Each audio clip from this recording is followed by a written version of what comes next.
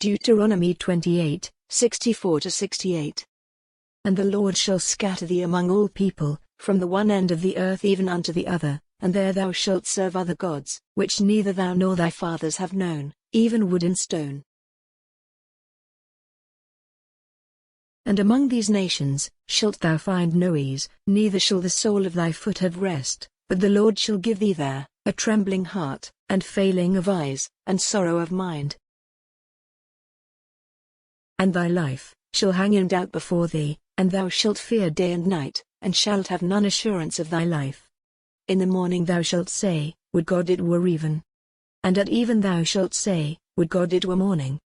For the fear of thine heart, wherewith thou shalt fear, and for the sight of thine eyes, which thou shalt see. And the Lord shall bring thee into Egypt again, with ships, by the way whereof I spake unto thee, thou shalt see it no more again. And there ye shall be sold unto your enemies, for bondmen and bondwomen, and no man shall buy you.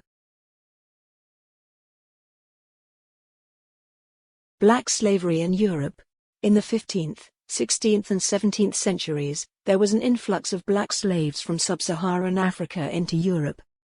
The two main routes by which the enslaved Africans were brought to Europe were the eastern Mediterranean in North Africa, and through the west coast of Africa.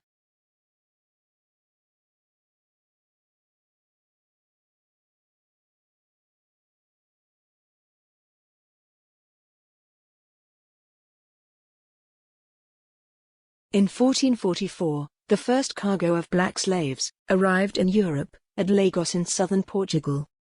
Lisbon in Portugal was the most famous center for arriving slaves.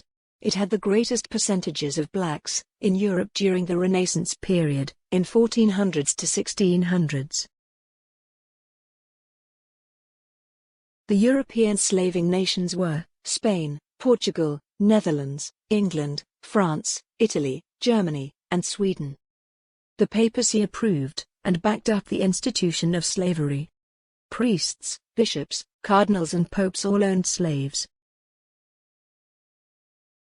The majority of slaves in Europe were brought from African slave markets, in Guinea, West African coast, Mozambique, East African coast, Ethiopia, Egypt, Cape of Good Hope, Port of Suez, and Madagascar. At the European ports, the new slaves went through the process of becoming a slave in Europe. This involved 1. Compulsory Catholic baptism, which forced them into new religious allegiance. 2.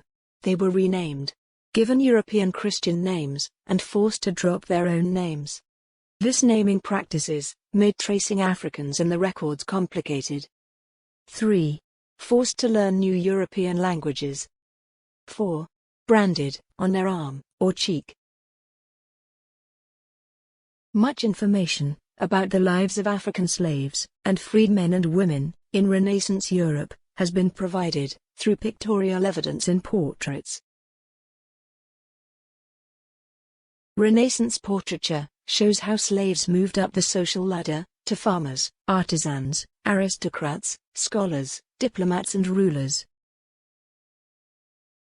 Through Bible prophecy and the African slave origins to Negro land, we can unequivocally state that descendants of African slaves in all European slaving nations are of the lost tribes of Israel.